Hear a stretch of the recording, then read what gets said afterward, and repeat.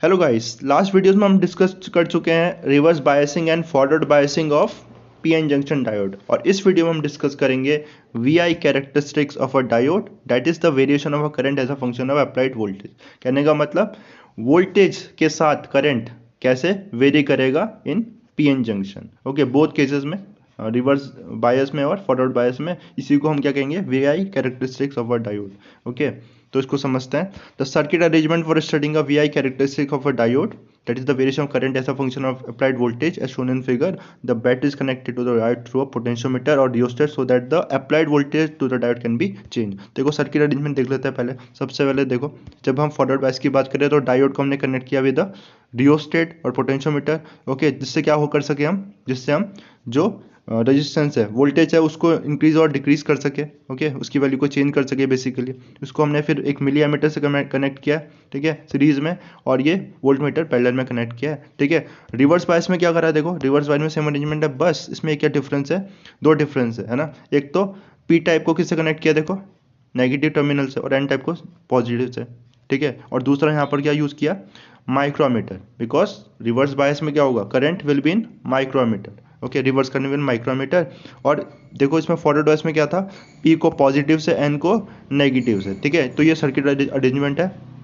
उसके बाद okay, a graph for different values of voltages the value of current is noted. तो हम voltage को रियोस्टेट की हेल्प से इंक्रीज और डिक्रीज करेंगे, चेंज करेंगे, और उसके अकॉर्डिंग हम क्या करेंगे, करंट की वैल्यू नोट करेंगे। Okay, now a graph between V and I is obtained as figure, है ना। तो इसके बीच में ग्राफ आ जाएगा करंट और वोल्टेज के बीच में। Okay, now note that in forward bias measurement we use a milliammeter since the expected current is large as explained in earlier section, while a micrometer is used in reverse bias to measure the current. तो मैंने अभी explain किया क्योंकि इसमें current की value बहुत कम होगी reverse bias में, इसलिए मैंने माइक्रोमीटर यूज किया। Okay okay, now you can see in figure that in forward bias the current first increases very slowly, almost negligibly, till the voltage across the diode crosses a certain value. तो अगर आप यहाँ देखो, इसका graph देखो, तो देखोगे आप कि जैसे जैसे हम अप्लाइड वोल्टेज इंक्रीज कर रहे हैं, ठीक है, वोल्टेज इंक्रीज कर रहे हैं, तो करंट इतना वैल्यू इंक्रीज नहीं हो रहा है, ठीक है। No current, there is basically no current, negligible current है यहाँ, लेकिन 0.6, ठीक है, इस वैल्यू के बाद सडनली ये इंक्रीज कर गया। तो ऐसा क्यों हुआ, बिकॉज आपको ये याद होगा जब हमने डिस्कस किया था PN junction, there is a depletion layer, है ना, पोटेंशियल बैरियर है यहाँ।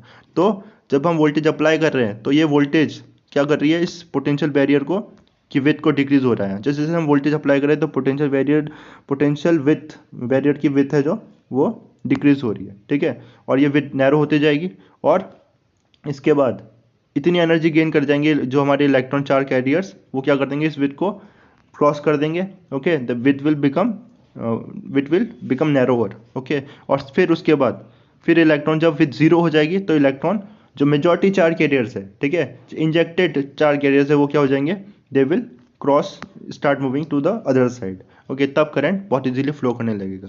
तो ये रीज़न आ जाएगा इसका कि यहाँ पर ये स्टार्टिंग में करंट क्यों नहीं है और उसके बाद एकदम से करंट क्यों फ्लो हो रहा है। ओके, और इसी वोल्टेज को, जिस वोल्टेज पे ये इंक्रीज करने लगे, इसको क्या बोलेंगे हम, this is old knee voltage, ठीक है, because is the shape of a knee of a human being, तो इसलिए इसे नी वोल्टेज भी बोलते हैं। Okay, knee voltage, it is also called knee voltage. Now तो देखते हैं इसे आगे। Okay, the current first increases very slowly, almost negligibly, till the voltage across the diode crosses a certain value. After the characteristic voltage, the diode current increases significantly, even for a very small increase in the diode bias voltage.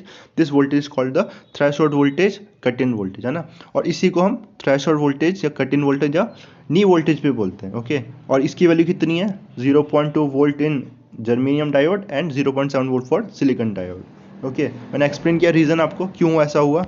Okay, now for the reverse diode in reverse bias the current is very small and almost remains constant with change in bias, ठीक है। तो reverse current बायस में अगर देखेंगे तो हमने previous video में वैसे ये देख ही लिया था कि जैसे जैसे हम वोल्टेज इंक्रीज कर भी रहे हैं तो करंट की वैल्यू इंक्रीज नहीं हो रही है ना, सैचुरेशन रीच कर गया वो, ठीक है। ऐसा क्यों है, because number of minority charge carrier बहुत ही ज़्यादा कम है। ओके इसलिए। लेकिन इसके बाद हमने ये भी डिस्कस किया था ब्रेकडाउन वोल्टेज में क्या होगा, सडनली इंक्रीज हो जाएगा ना, तो वो चीज़ हमने प्रीवियस वीडियो में डिस्कस की थी। आगे देखते हैं इसे। It is called reverse saturation current. ठीक है, सैचुरेशन मतलब कि एक लेवल पे आ गया ना, उससे ज़्यादा इंक्रीज नहीं हो रहा है वो। However, for special cases at very high reverse bias breakdown voltage, the current suddenly increases. This special action of the diode is discussed in later in section 14.8. ठीक है, लेकिन इसका यूज भी है जीनर वोल्टेज, इसे जीनर वोल्टेज भी बोलते हैं, और जीनर डायोड में हम इसको डिस्कस करेंगे ब्रेकडाउन वोल्टेज को। ओके, वोल्टेज स्टेबलाइजर के लिए यूज करेंगे हम इसे, इसको हम आगे डिस्कस करेंगे।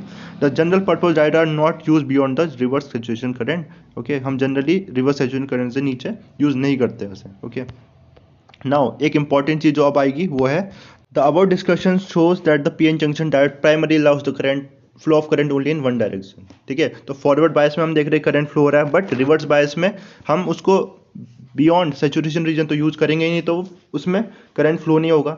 सैचुरेशन करंट जो है वो बहुत ही कम है ना, नेग्लिजिबल है, तो only diode will conduct in forward bias के, तो फॉरवर्ड बायस में वो कंडक्ट करेगा। ठीक है, रिवर्स बायस में कंडक्ट नहीं करेगा, और इसी प्रॉपर्टी को हम यूज करेंगे किसमें, रेक्टिफायर में यूज करेंगे। तो forward bias resistance is low as compare to the reverse bias resistance, है ना, तो फॉरवर्ड बायस का रेजिस्टेंस कम है इसलिए वो करंट को अलाउ करेगा, बट रिवर्स बायस में रेजिस्टेंस हाई है, वो अलाउ नहीं करेगा करंट को। Okay, this property use for rectification of AC voltages are discuss in the next section ना। रेक्टिफिकेशन अब देखेंगे तब, rectifier half wave full wave, तब इस प्रॉपर्टी का ही कोई समझेंगे, यूज करेंगे। For diode we define a quantity call dynamic resistance as the ratio of small change in voltage delta V for a small change in current. तो diode के लिए हम क्या यूज करेंगे, dynamic resistance. Okay, because resistance is keeps on changing हो जाएगा। Basically resistance जैसा formula हम देखते हैं वी अपॉन आई, इस केस में small change in voltage to small change in current हमारा डायनामिक रेजिस्टेंस हो जाएगा। ओके